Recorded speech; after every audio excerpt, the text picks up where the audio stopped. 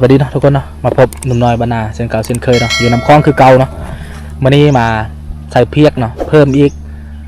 ประมาณจาก2-3 บอลไปแล้วเนาะเพื่อมืออื่นตอนเช้าได้มายามมืออื่นเนาะเดี๋ยวเราอาจจะได้ไปเรียบเบิ่งเพียกโตมือเช้าเดเนาะว่าไปยามเบิ่งว่าเป็นอะไรเด้เนาะเพราะว่าบางทีเนื้อมันหมดไปเนาะเราต้องได้ใส่เพิ่มอีกเนาะบรรยากาศตอนบ่ายเนาะเดี๋ยวนี้ประมาณ12 โมงหรือว่า12 โมงครึ่งเลยเนาะอยู่ที่น้ำคลองก็ถือว่าการทำหากินเนาะอยู่น้ำคลองเกือบทุกมื้อเลยเนาะอาจจะไปตอนเช้าตอนบ่ายตอนแรงเนาะได้มาเดี๋ยวนี้มาใส่เพียกเพิ่มอีกเนาะให้มันมีลายบอลเนาะตอนเช้านี่มี2 บอลเนาะว่าจะกะว่าจะมาใส่อีกให้มันได้3 บอลเพื่อให้มันมีรุ่นเพิ่มขึ้นเนาะเดี๋ยวนี้มาใส่อยู่บนนี้เนาะใส่เพียกเพิ่มอีก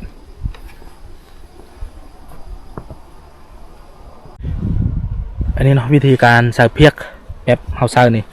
อันนี้เป็นน้ำบ่แห้งเนาะแล้วก็เป็นเสือกน้อยแบบนี้เขาจะให้คนหนึ่งนี่อยู่บกเนาะแล้วคนหนึ่งใส่เหือไปแต่ถ้าว่าเป็นบ่อน้ำแห้งแล้วก็เสือกยาวเนี่ยเขาต้องซอกกกไม้ยาวเนาะเขามัดไว้ฟังก่อนไว้บกก่อน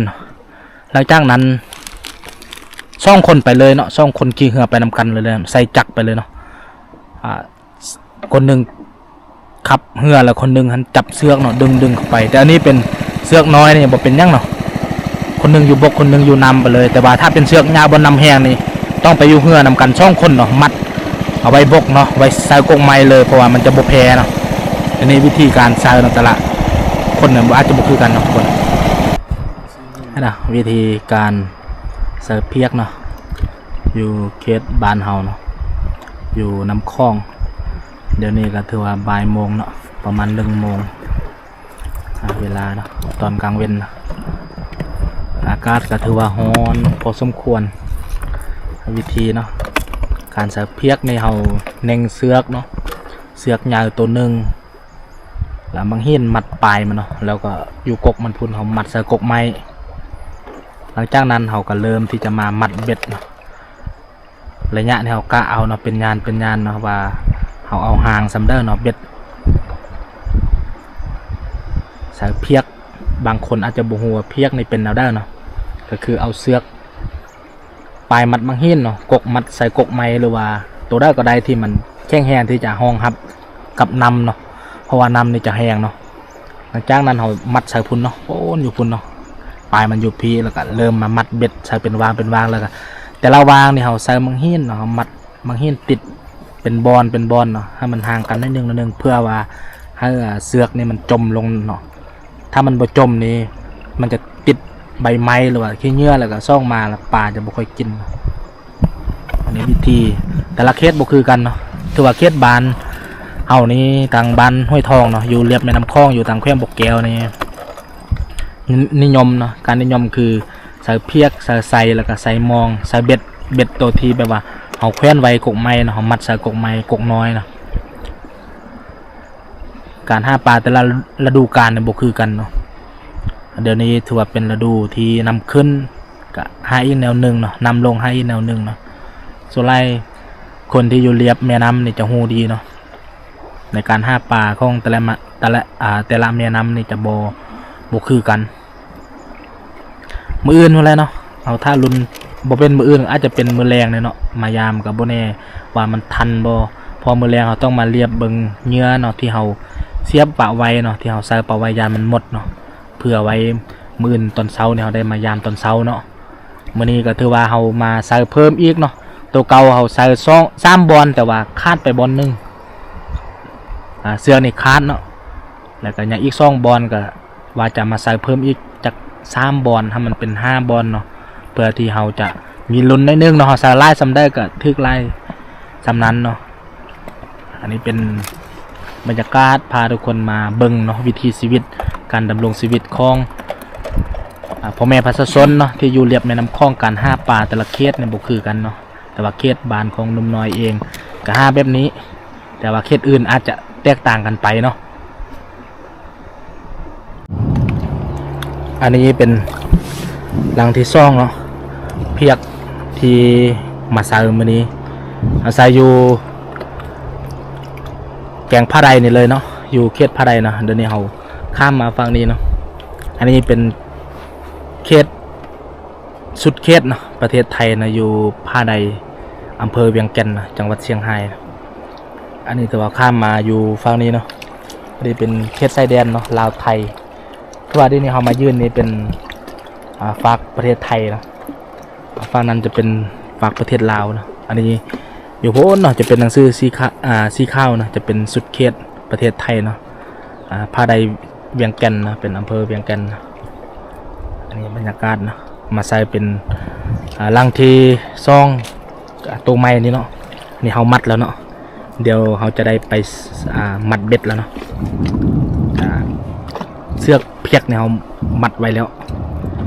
เดี๋ยวจะเริ่มสาวไปมัดเบ็ดทางพุ่นเข้ามาเนาะตัวเมื่อนี้เขามาใส่อีก3 บอลมาใส่3 บอลตัวเขาข้ามมาใส่ฟ้านี้เนาะเพราะว่าเขตนี้ตัวชายแดนลาวไทยนี่บ่ได้อยู่ไกลกันเนาะอยู่มอๆกันเนาะวิถีชีวิตเมื่อนี้มื้อวันพุธคือว่าเห็นเหือของคนลาวขึ้นมาซื้อเครื่องอยู่ตลาดแกมปองเนาะหลายเนาะกำลังลงไปเรื่อยๆขึ้นมามื้อเช้านี่เนาะเดี๋ยวเริ่มที่จะไปมัดเบ็ดเนาะอันนี้นะที่ว่าเราซาวเหือมาเรื่อยๆเนาะเรามาใส่เบ็ดเราใส่ฟ้านี้ไปเนาะแต่ละจุดเราได้มัดก้อนหินเพื่อให้มันจมลงเนาะเพื่อให้ใส่เพียกจมลงนี่เริ่มที่จะมัดเบ็ดลงไปเรื่อยๆเนาะไปหาทางบนเนาะคนที่เราเห็นทางฝั่งนั้นเนาะที่เราอยู่เมื่อกี้เนี่ยเป็นฝั่งประเทศไทยเนาะเขตนี้เป็นเขตชายแดนเนาะเป็นสุดประเทศไทยเนาะสุดประเทศไทยนี้บางคนบอกเข้าใจเนาะก็คือชายแดนฝั่งนี้เนาะดินฝั่งนี้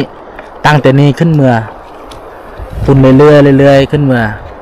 ไปฮอดอำเภอเสียงแซนเนาะจะเป็นฝั่งนั้นจะเป็นประเทศไทยเนาะฝั่งนี้เป็นประเทศลาวเนาะแต่ว่าตั้งแต่นี้ลงไปพุ่น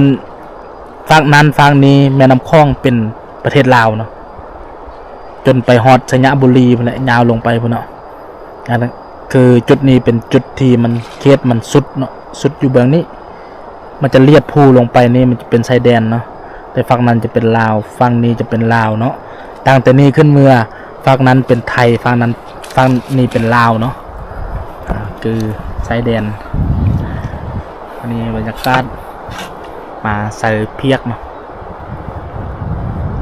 มืออื่นลุ้นๆนำกันเนาะเพราะว่าเพียกหลังที่ซองของเขาเนาะมาใส่อยู่ผ้าใดนี่เนาะก็ถือว่าแล้วเนาะมาใส่เป็นหลังสุดท้ายแล้วเราจะข้ามไปใส่ฝั่งนั้นอีกหลังหนึ่งเนาะข้ามไปใส่หลังหนึ่งฝั่งนั้นก็ถือว่าอาจจะเพียกมานี่เนาะเพียกเพิ่มมานี่ก็ถือว่าแล้วได้เนาะอันนี้ถือว่าเป็นปอนที่3แล้วเนาะที่มาใส่เพียกมาใส่เพิ่มเนาะหลังจากเขาใส่บนนี้แล้วก็ถือว่าเขามี5 บอลเนาะที่เขาใส่แต่แล้วเนี่ยเขาใส่บนนี้แหละแต่ว่าเสือกมันขาดเนาะแต่ว่าเบ็ดเนี่ยยังจมอยู่นำอยู่เนาะยังบรายคืนเถอะปะไว้ประมาณนำแห้งลงไปอีกแล้วก็จะได้มาซอกเนาะเบ็ดก็ถือว่าไล่ล้างอยู่เนาะที่ว่าจมลงอยู่บนนี้เนาะแต่แล้วนี่มันขาดบอลเก่าบอลเดิมเนาะเขาใส่บอลเก่าบอลเดิมมัดกับบอลเก่าบอลเดิมแต่ว่าแต่แล้วนี่มันขาดเสือกขาดเนาะอันนี้ถือว่าเป็นบอลที่3เมื่อกี้บอลที่2เมื่อกี้เขาใส่อยู่พุ่นเนาะเป็นเขตพาใดเนาะเป็นเขตทหารของประเทศไทยประจำการอยู่เนาะเมื่อกี้เขาใส่ฝั่งนั้นเนาะมัดฝั่งนั้นแล้วก็ดึงมาแล้วหลังจากนั้นเขาข้ามมาใส่ฝั่งนี้เนาะมืออื่นตอนเช้าเขามาลุ้นเบิ่งนำกันว่าจะเป็นแล้วได้เนาะจะม่านบอเนาะอันนี้เป็นวิธีการใส่เพียกของเขตบานของบานนุ่มน้อยเองเนาะที่ว่าการหาปลาเนาะก็แล้วแต่ว่าคนได้ถนัดทางได้